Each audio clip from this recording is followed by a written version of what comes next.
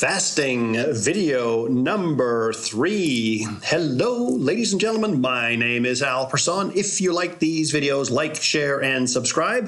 This is video number 3 in a playlist on chiasms and more, my channel, which is on the topic of fasting. We're going to just share a little folksy wisdom and some comments and perhaps some links. Now, we've talked a bit about it. I introduced the topic. We talked a bit about insulin last week. I gave you a good link to Dr. Jason Fung below. I want to talk to you about a lesson that I learned and a great motivator for fasting. Going forward in the weeks to come, we'll talk about practically doing this and how it works, why and where, but we're still kind of getting you geared up, saying, well, hey, this is a good thing to learn to understand. This is a wonderful thing that helps me. Now, none of this is to be taken as medical advice. This is stuff that I do. There are lots of medical sources out here. There are people who should not fast. I've talked about it in the past, but nursing mothers and pregnant women, people who are on medications, many medications, and very, very thin people shouldn't. People with certain conditions, you can ask your doctor. Doctors, however, aren't always going to be your best friends in terms of fasting anyways. A lot of them think if you miss 2 meals, you're going to die of starvation. But certainly it's important to get that kind of advice. This is just what I've done. And so you may be able to cherry pick some information from some things that I've learned after having done this for a long time. We have a city in Australia called Marble Bar. It's one of the hottest places in the world, and the temperature can exceed 50 degrees Celsius. It is a scorcher. So I want to imagine you to come along and play a little mind game with me. Let's say that I've got a friend named Fred, and Fred is working in Marble Bar, and it's already hot here in the south of the country. So I send Fred a text. I say, hey, Fred, what's the temperature there? And Fred comes and says, oh, it's 21 degrees Celsius. Now, that's just nice room temperature. Like, that's just cool, man, 21 degrees Celsius. And I think, 21 degrees Celsius? Fred, how can that be? And I text him and say, are you sure? He says, yeah, man, I've got a thermometer sitting right here at my desk. It says 21 degrees Celsius. And I say, Fred, are you inside a building? And he comes back and says, yes. Oh, all right. That makes sense. Fred, what's the temperature like outside? He's, oh, outside. And he checks outside and he comes back and says, 50 degrees Celsius. All right, that is enough to, that's just, you can barely be alive in that. That's just scorching hot. That's what Marble Bar in the heat of the day should be like in the hottest time of year. Okay. Now, when I called Fred, he was sitting in an air-conditioned building. When I initially texted him, he was in quite a comfortable environment. The temperature was cool, the humidity was controlled, everything was fine. It's true that he was in a 21 degrees Celsius place.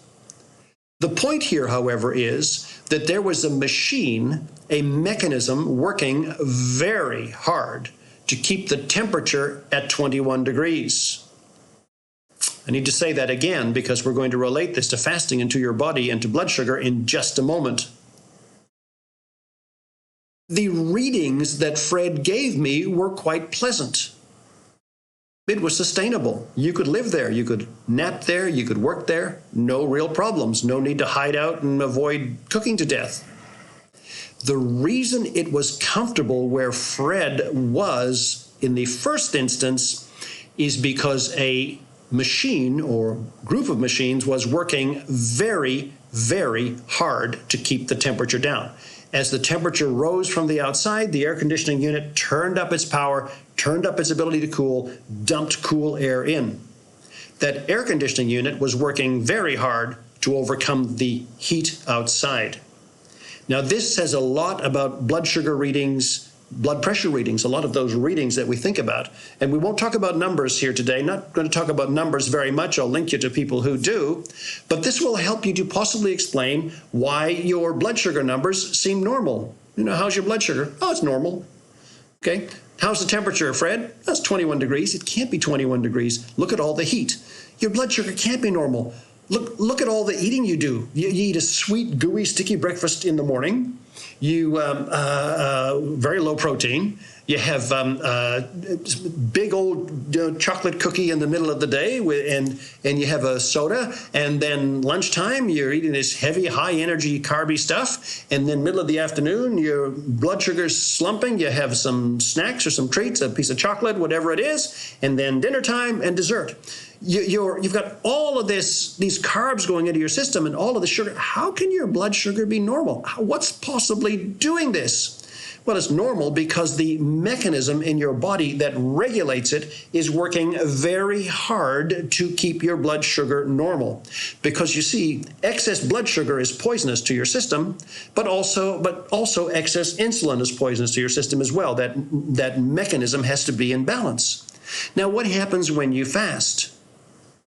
What happens when you fast? So let's say we're talking about Sunday. Let's say Sunday night is your last meal. You're going to chop off and you won't eat for 4 or 5 days. Now, if some of you think, oh, I died, just follow me here. That's just follow me. This is what I do. So, but you'll learn something here, I'm sure.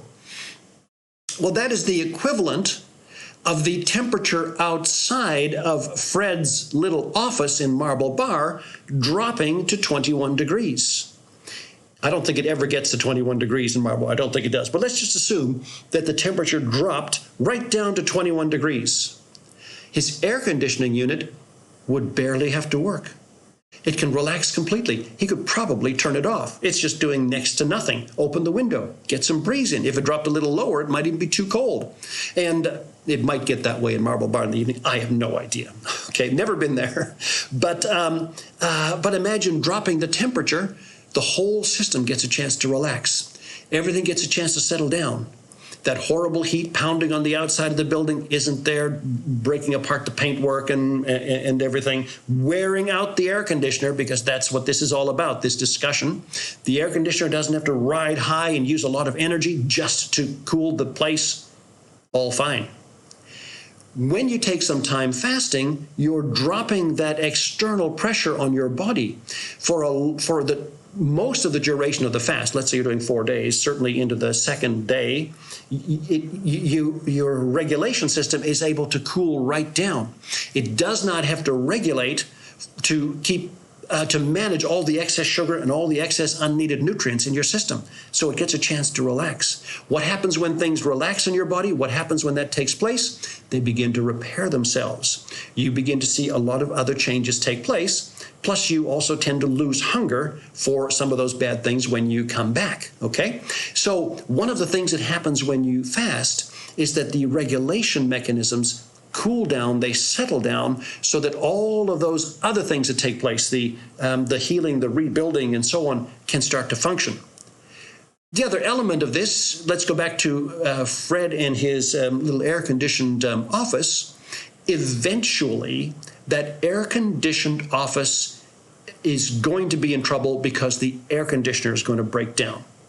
It's going to have to be repaired. It's going to have to be replaced. Now, if that thing has to run hot, hard, every day, day after day after day, it's not going to last nearly as long as if you just bring it up a couple of hours every couple of days on low, or barely need to run it. It'll last a lot longer, a lot longer.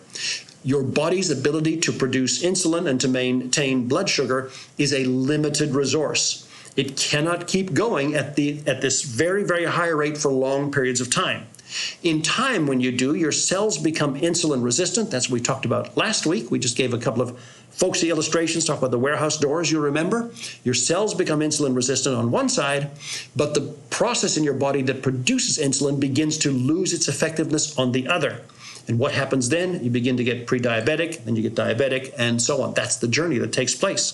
Fundamentally, fasting works really well to re-regulate, restabilize, drop the heat, make those things work a lot better, okay? So we're just looking at reasons that fasting might be a good thing to do, reasons that they may be valuable as you get a little bit older and as you have a little more time to think things through in your life, okay? So we're going to start talking a little bit more specifically going forward about this whole fasting process and some of the practical things. I want to encourage you to think about it. If you do not fast overall, perhaps some of the things we're saying may help you to adjust your diet, maybe away from high sugar, high carbs to more high quality protein, high quality fat, etc., and certainly understanding how your body works. This has been a brief discussion on the topic of fasting. It's my third video. We'll hop into some more detail in the weeks to come.